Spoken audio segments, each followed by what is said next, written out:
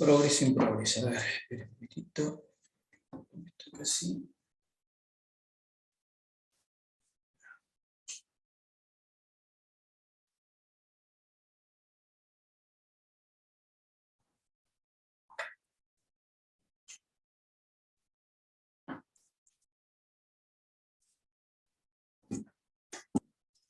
Muy bien. Bueno. Ahora voy a aparecer de vuelta. Entonces, estábamos diciendo que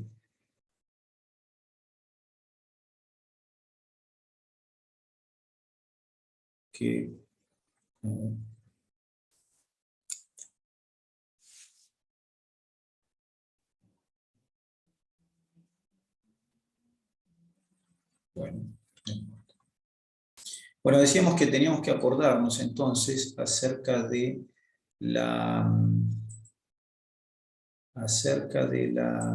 de los canales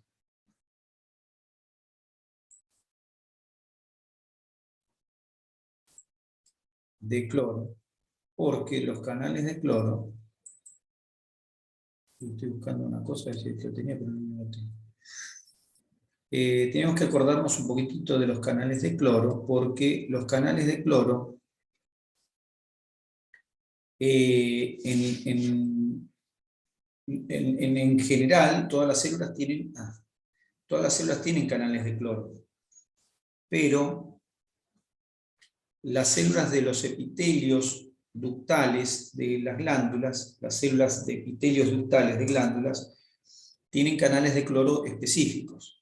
Entonces, los canales dependientes de AMP cíclico, es decir, hay canales que dependen de AMP cíclico para abrirse. Es decir, que cuando aumenta, ¿qué es el AMP cíclico? Es AMP, adenosina monofosfato, que tiene una forma cíclica. Es una forma espacial especial. Los canales que son dependientes de AMP cíclico se encuentran, o sea, todos los otros canales que no son dependientes de AMP cíclico se encuentran en todas las células, pero los AMP cíclico dependientes se encuentran en las células que están en los conductos de las glándulas. O sea, están en glándulas y más bien están en los conductos de las glándulas. Entonces, canales de cloro. ¿Para qué sirve un canal de cloro? Bueno, un canal de cloro sirve para que se movilice cloro en un sentido o en otro sentido. ¿Está bien? Los canales permiten el pasaje de cloro de un lado para otro. Un canal, en este caso de cloro, permite el pasaje del cloro de un lado para otro. Fenómeno. Ahora, cuando uno saca, cuando uno tiene una célula, a ver, vamos a dibujarlo para que quede más claro. Cuando uno tiene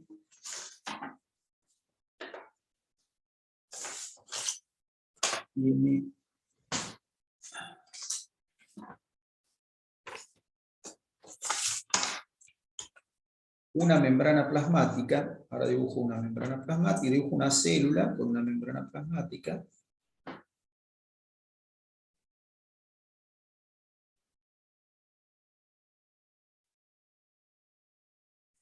Y el canal de cloro en esa membrana plasmática. Entonces dibujé una membrana plasmática de una célula. Esperen que no lo veo allá.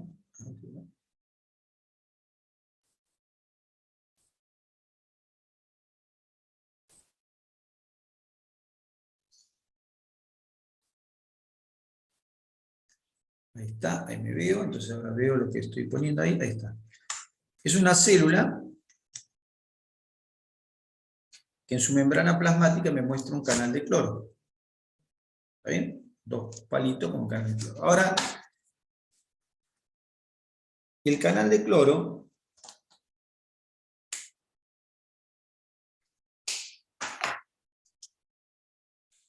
puede permitir que el cloro entre dentro de la célula.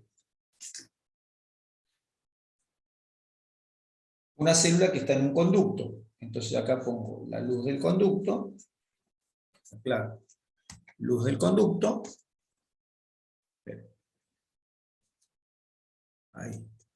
Luz del conducto, canal de cloro, cloro que saca, cloro que se va para dentro de la célula. ¿Está bien? O sea que en una luz de un conducto, abro un canal de cloro, el canal de cloro se abre, el cloro entra dentro de la célula, y a continuación al cloro lo sigue el sodio. Entonces, entra dentro de la célula cloro y sodio.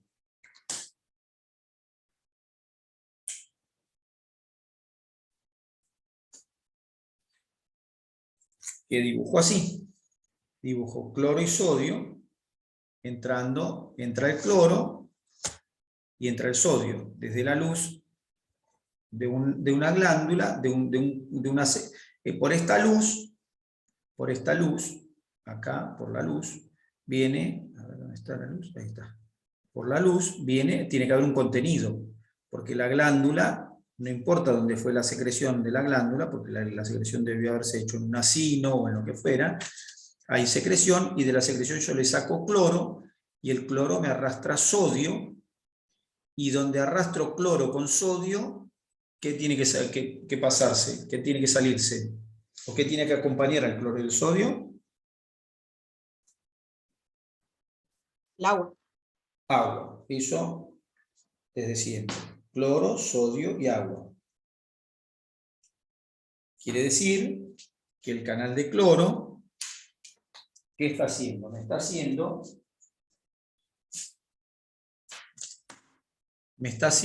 está concentrando el líquido que viene por la luz. Va concentrando, le está sacando cloro, sodio y agua. No que lo concentra, pero no necesariamente. Sí, lo concentra un poco, sí. Pero le está sacando cloro, sodio y agua. ¿Está bien? O sea que el hecho de que el canal de cloro se abriera se traduce en que la secreción de esta glándula X, ¿sí?, pierde cloro, sodio y agua. Ese es el funcionamiento normal. ¿Está bien? Si el canal de cloro no funciona, entonces el cloro se queda en la luz, el sodio se queda en la luz y el agua se queda en la luz. ¿Se entiende lo que digo o no? ¿Sí o no? Si el cloro entra por su canal y arrastra sodio y arrastra agua, la luz pierde sodio, cloro y agua. Pero si el canal no funciona, entonces la luz se llena de cloro, de sodio y de agua. ¿Hasta ahí estamos de acuerdo? ¿O no? Sí. Bueno, ejemplo 1. Ahora, ¿qué pasa si el canal de cloro, en lugar de servir para que entre el cloro a la célula, sirve para que salga el cloro de la célula?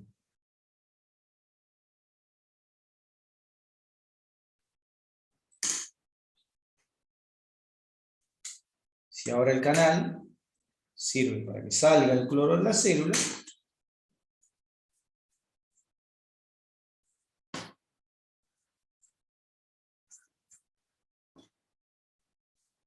ahora el canal funciona en sentido inverso. Deja salir el cloro hacia la luz de la célula, hacia la luz de un tubo de una glándula. Esta es una célula que está en la pared de una glándula. En la pared, perdón, de un tubo de una glándula. Entonces el cloro se le escapa, entonces el cloro cae a la luz, el cloro arrastra sodio y ambos arrastran agua.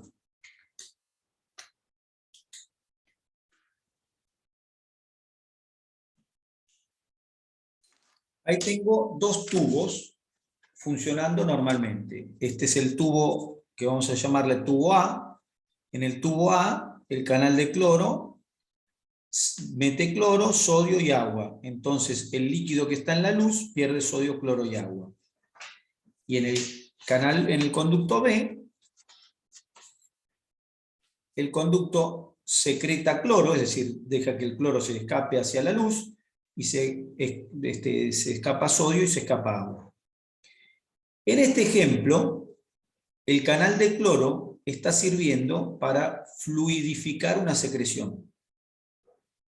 La luz está trayendo una secreción y gracias al canal de cloro, la secreción se fluidifica. ¿Por qué? Porque aparece agua con sal fluidificando una secreción. ¿Está bien? O sea que si yo tenía un tubo por el cual estaba viniendo una secreción determinada, llámese jugo pancreático, por ejemplo, viene por un conducto, el jugo pancreático, y ahora al jugo pancreático, al pasar por un conducto, que es el conducto pancreático, principal o cualquier conducto pancreático, el conducto le va agregando al líquido que viene por la luz, le va agregando cloro, y entonces arrastra sodio, y eso arrastra agua. La conclusión es que la luz ahora tiene mayor cantidad de agua con cloruro de sodio, que por supuesto, uno dice, bueno, cloro y sodio son solutos, sí, sí, pero el agua con esos solutos sirve para fluidificar el contenido de la luz. ¿Está bien? Entonces, existen glándulas cuyos conductos, muchas glándulas, cuyos conductos tienen este formato. Léase glándulas, léase páncreas, léase árbol bronquial, léase vía espermática, léase, no sé, montones de lugares donde pasa esto. Es decir, el canal de cloro, AMP cíclico dependiente, permite el pasaje de cloro de adentro de la célula hacia afuera, y eso arrastra sodio, y eso arrastra agua, y fluidifica la secreción de ese tubo. Eso sucede normalmente. Ahora, el otro caso también es normal, y es un caso al revés. El cloro se saca de la luz, se recupera cloro, entonces se recupera sodio, se recupera agua. Esto sucede en los conductos de las glándulas sudoríparas. Las glándulas sudoríparas tienen este formato. ¿Está bien? Ahora, ¿qué va a pasar si el canal de cloro no funciona para este caso? Ahora, el canal de cloro no permite sacarle cloro a la luz del tubo de la glándula sudorípara, no se le saca el cloro, no se le saca sodio y no se le saca agua. La conclusión, esta luz, que pertenece a una glándula sudorípara, se va a llenar de agua salada.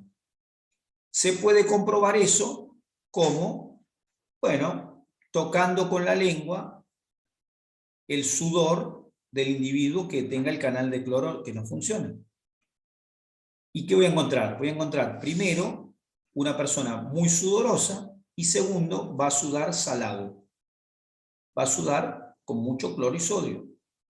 Eso si no funciona el canal. Es decir, el canal no funciona, el cloro no se reabsorbe sodio, no se reabsorbe agua, entonces aumenta la secreción, se elimina más sodio, cloro y agua. Y por el contrario, si la glándula tiene este sistema, y el canal de cloro no funciona, entonces el cloro se queda dentro de la célula del conducto, no pasa a la luz del órgano, a la luz del conducto, no arrastra sodio, no arrastra agua, y entonces la luz del conducto no tiene sodio, cloro y agua suficiente, y el contenido de la luz se hace más viscoso. Bueno, en esta enfermedad los canales de cloro justamente son el problema. Los canales de cloro son proteínas. Para fabricar esas proteínas se necesitan ribosomas, por supuesto, y se necesita ARN. El ARN proviene de una transcripción del ADN. Bueno, en estos individuos, el ADN encargado de el ADN encargado de la fabricación de los canales de cloro AMP cíclico dependientes está alterado. ¿Sí? Y esa alteración se traduce en que los canales se fabrican anormales. La fabricación de los canales anormales de cloro se traduce en imposibilidad de llevar a cabo estas funciones que estábamos contando hace un ratito. Entonces, el gen que codifica para canales de cloro, está alterado. ¿Cómo se altera un gen? ¿Qué puede pasar? ¿Cómo tendría que ser un gen que está alterado? ¿En qué consistiría un gen alterado?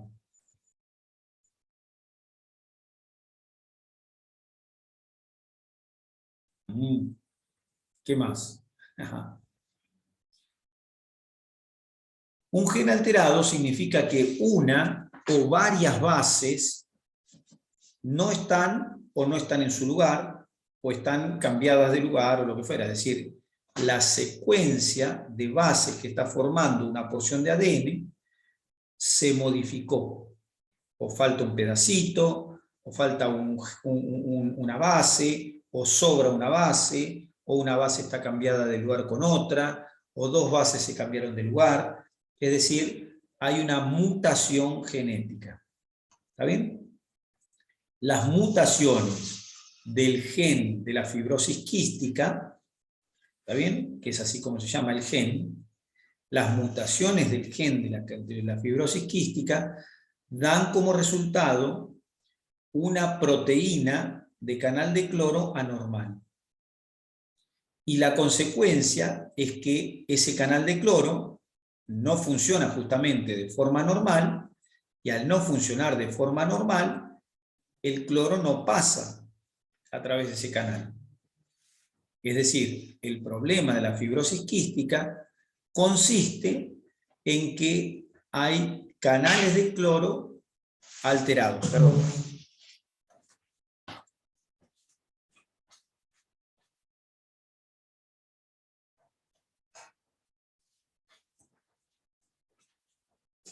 Volví. No, había escuchado un ruido que no tenía que ver, no pasó nada.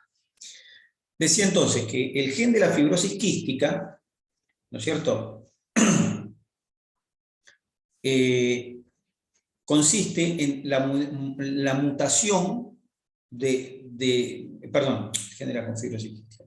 La fibrosis quística consiste en la mutación del gen de la fibrosis quística. Este gen cambió su conformación y produce la alteración del canal de cloro. Las mutaciones para el gen de fibrosis quística, las mutaciones son variables. Hay mutaciones desde una base que está faltando hasta mutaciones que implican varias bases. ¿Está bien? De hecho, hay algunas mutaciones donde hay más de 500 bases afectadas. Pero la consecuencia es que los canales son defectuosos.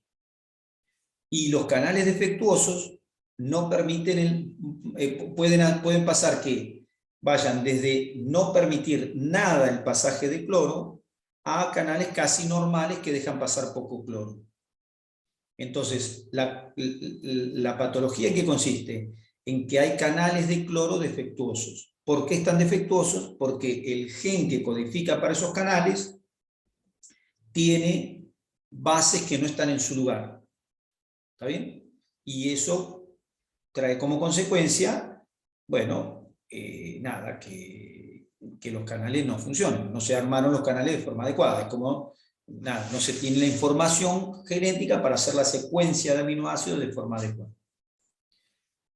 Bien, la consecuencia entonces es que los canales de cloro, por ejemplo, que están en los canales de cloro que están en los conductos, por ejemplo, de los acinos pancreáticos, de los que habíamos hablado antes, ¿no? Nosotros hablamos de acinos y de páncreas. Bueno, los conductos pancreáticos tienen canales de cloro que permiten salida de cloro hacia la luz, seguido de sodio y seguido de agua. Nosotros habíamos dicho que los conductos pancreáticos secretaban agua y bicarbonato. El agua no sale por casualidad, sale siguiendo al cloruro de sodio. Entonces, si no tengo cloro saliendo, no tengo sodio saliendo, no tengo agua saliendo. ¿Qué le va a pasar a las secreciones del páncreas? Se van a hacer viscosas. ¿Por qué? Porque no tienen el agua para disolver esas secreciones. ¿Está bien? Entonces se va a hacer viscoso el contenido de los conductos. Y eso trae como consecuencia que el jugo pancreático no circule en forma adecuada, se quede en los canales. La consecuencia puede ser la producción de pancreatitis, como habíamos contado hace un rato, que una de las causas era la fibrosis quística. Las pancreatitis producidas, ¿por qué? Por acumulación de secreciones dentro de los conductos. ¿Por qué? Porque no hay agua para disolver esas secreciones. Y no hay agua porque los canales de cloro no dejan salir el cloro al conducto para que arrastre el sodio, para que arrastre esa agua.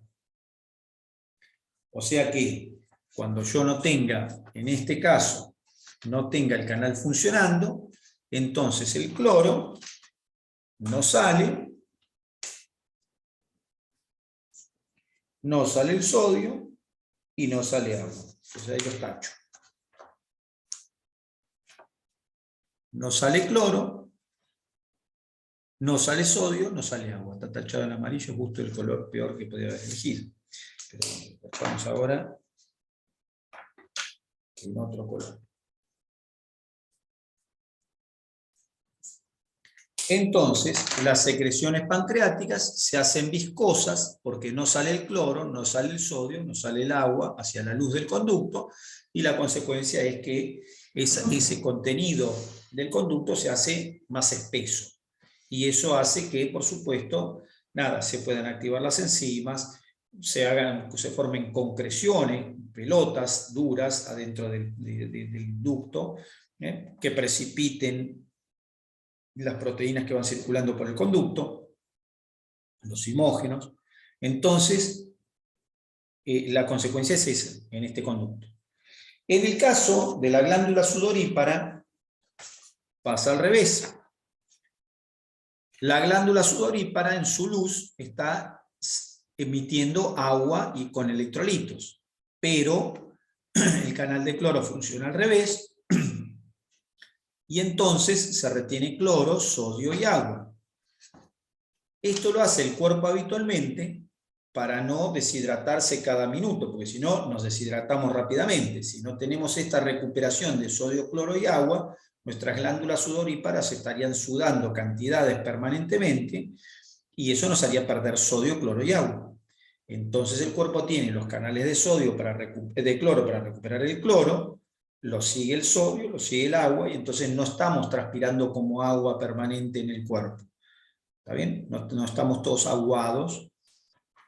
Ahora, cuando el canal de cloro no funciona, entonces quedamos todos aguados. ¿Por qué? Porque si el canal de cloro no funciona, el AMP cíclico dependiente, entonces el cloro no vuelve a la célula del conducto, no vuelve el sodio y no vuelve el agua, y lo eliminamos como sudor. Entonces, es una enfermedad genética esta, en la que el defecto está en estos canales de cloro, que son canales que se encuentran en los conductos glandulares. La consecuencia es que entonces esos conductos glandulares cambian sus secreciones. Las glándulas que tenían canales de cloro destinados a fluidificar la secreción, no tienen el cloro y no fluidifican su secreción, y la secreción se hace viscosa, pastosa, espesa. Y los canales de cloro que estaban en lugares donde había que sacar agua de la secreción, hacen que se pierda agua por esa secreción, como es en las glándulas sudoríparas. De eso se trata la enfermedad. Ahora uno dice, bueno, ¿y qué problema hay que no haya tanta secreción? Si al fin y al cabo, qué sé yo, no sé, bueno. Los problemas son que los conductos que tenían que llevar secreción, primero se tapan. Segundo, las secreciones se hacen deficientes y entonces no se pueden cumplir funciones. Y tercero, puede haber complicaciones relacionadas con con el hecho de que hayan secreciones en un lugar determinado.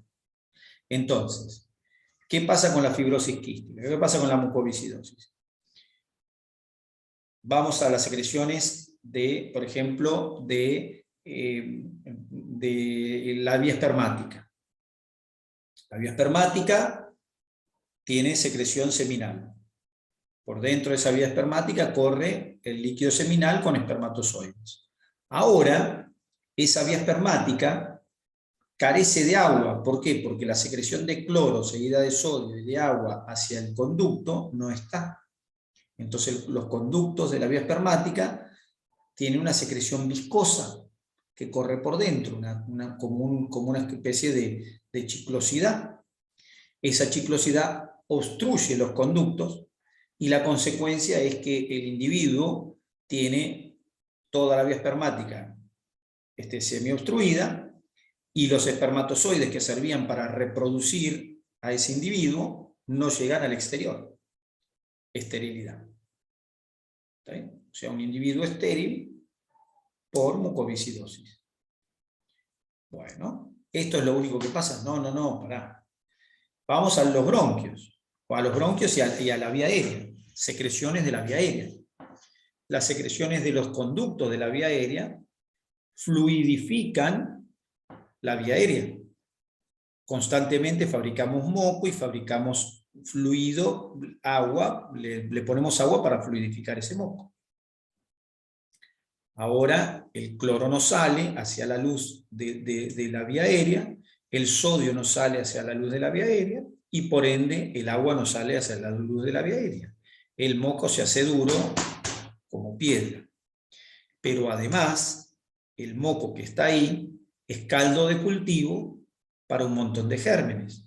Pseudomonas, por ejemplo, que habitualmente no molestan mucho, pero que cuando están son muy molestas, y que esta gente que tiene este cuadro no tiene cómo deshacerse de los gérmenes, porque una de las formas de deshacernos de los gérmenes es el barrido de los cilios que barren el moco fluido que está en la vía aérea. Pero en estos sujetos no tienen moco fluido, tienen un barro, tienen una chiclosidad.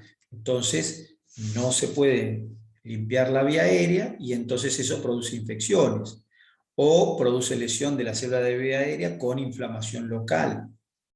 Entonces, infecciones e inflamaciones de la vía aérea, que suelen ser causa de muerte de estos pacientes. ¿De acuerdo? Entonces, de hecho, se hacen trasplantes pulmonares justamente por las secreciones, por este tema de las secreciones que no están favoreciendo, están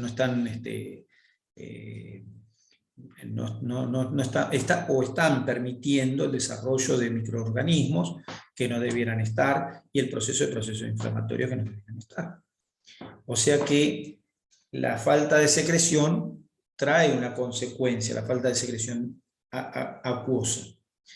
En el páncreas, la falta de secreción acuosa del páncreas puede producir pancreatitis, insuficiencia exócrina, porque no hay, las enzimas no llegan al intestino. La insuficiencia exócrina puede asociarse con malnutrición, ¿está bien? Con una mala degradación de los alimentos y una mala nutrición. No hay absorción de alimentos porque no se degradan, porque no hay enzimas porque no corren por los conductos, no corren por los conductos porque no hay fluidez para correr por los conductos, todo porque no hay secreción de agua, que no hay secreción de agua porque no sigue el sodio y el cloro, simplemente porque el cloro no está siendo secretado. Y lo está siendo secretado porque el canal que lo deja pasar no lo está dejando pasar. Entonces, los procesos o el proceso general está caracterizado por el déficit entonces de manejo del cloro en los conductos de las glándulas. Con respecto a las glándulas sudoríparas pasa al revés. En la glándula sudorípara, el sudor, que tendría que perder cloro y sodio hacia adentro del cuerpo, hacia las células, y ser seguido por agua, no lo hace. La consecuencia final consiste en que las secreciones se hacen totalmente fluidas y se pierde sodio y agua y cloro, se pierde sodio, cloro y agua con la transpiración en cantidades excesivas. Tanto es así que esto es una enfermedad que se manifiesta desde la infancia. Tanto es esta pérdida de sodio y cloro y agua que las mamás consultan al pediatra diciéndole: mi hijo está sudando salado. ¿Por qué? Porque le dan besos al nene y sienten al nene salado todo el tiempo. Lo sienten sudoroso y salado. Y ese es el motivo de consulta al pediatra. El pediatra, cuando escucha eso, dice: atento al piojo porque puede ser una mucoviscidosis. ¿Está bien? Entonces, pérdida de agua y sales a través de la piel, eso también es un problema, porque lógicamente puede producir, por supuesto, deshidratación por pérdida de sal y de agua. ¿De acuerdo? Entonces, ¿en qué consiste la fibrosis quística? Consiste en una alteración de canales de cloro. ¿De quién? ¿De qué canales de cloro? ¿De todos? No, solamente de canales de cloro relacionados con conductos glandulares. ¿Está bien? ¿Cuál es la consecuencia de eso? Pérdida de sodio, cloro y agua por la piel en el sudor y alteración de las secreciones por ganancia de viscosidad en el resto de las glándulas. ¿De acuerdo? Eso inicialmente se traduce en esto que decíamos: problemas de alimentación, por supuesto, por mal digestión, mala absorción, problemas respiratorios infecciosos principalmente, por deformación porque en la medida que los bronquios se van inflamando, van perdiendo su forma, se deforman, se rompen los alvéolos, entonces aparecen bronquiectasias, bronquiectasia es una dilatación permanente de los bronquios, aparece ruptura de los alvéolos, etc. Es decir, nada. Entonces tengo fibrosis del páncreas, lesiones el páncreas se termina fibrosando por lo que decíamos de las pancreatitis agudas a repetición, de las pancreatitis, perdón, a repetición de la pancreatitis crónica que se genera porque los tubos están tapados y se producen procesos constantes de lesión del órgano. O sea, la pancreatitis crónica que describimos antes se produce con la fibrosis quística indudablemente, porque es una causa de obstrucción. La fibrosis quística es una causa de obstrucción, una causa de activación enzimática intraductal. Bueno.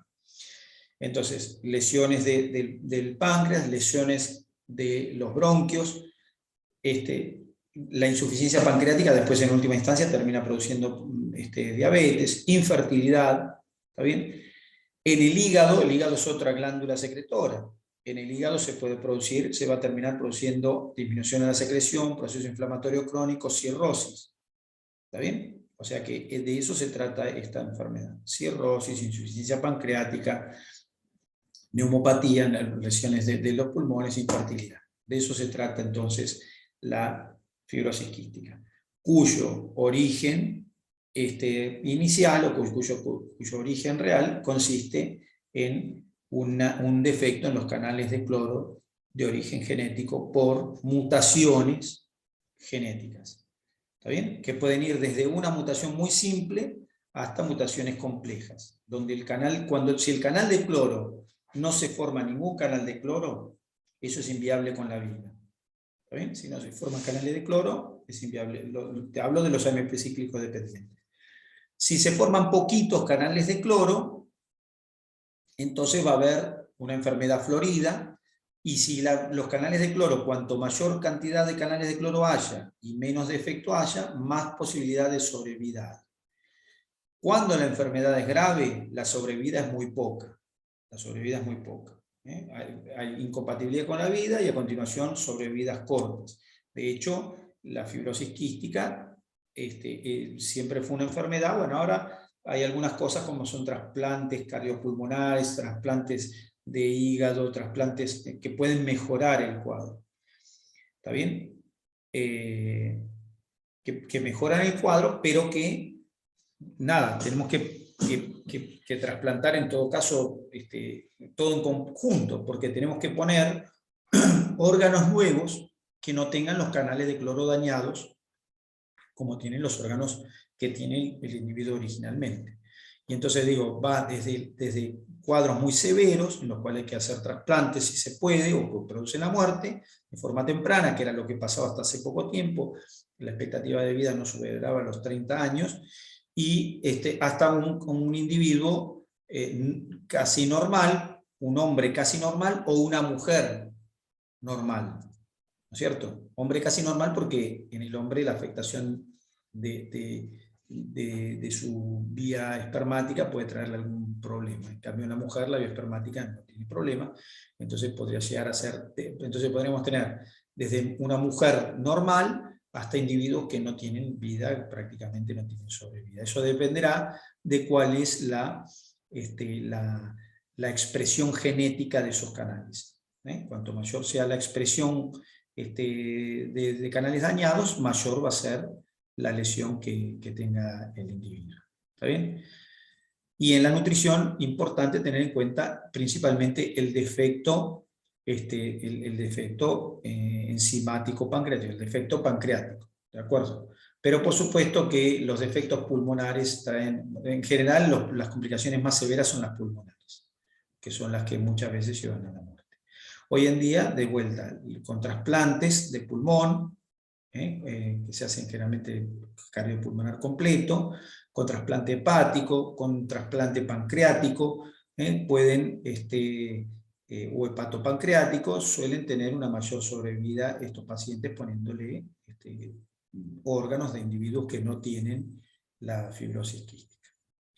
Bueno, hasta ahí fibrosis quística, creo que falta muy poquito, si ahí dice 2 minutos 19, nada. Listo, ahí terminamos la charla y nos vemos la semana que viene. ¿De acuerdo? Dale, buen fin de, profe. Gracias igualmente. Gracias, profe. Buen fin de. Gracias igualmente. Buen fin de, profe. Gracias. Descansen.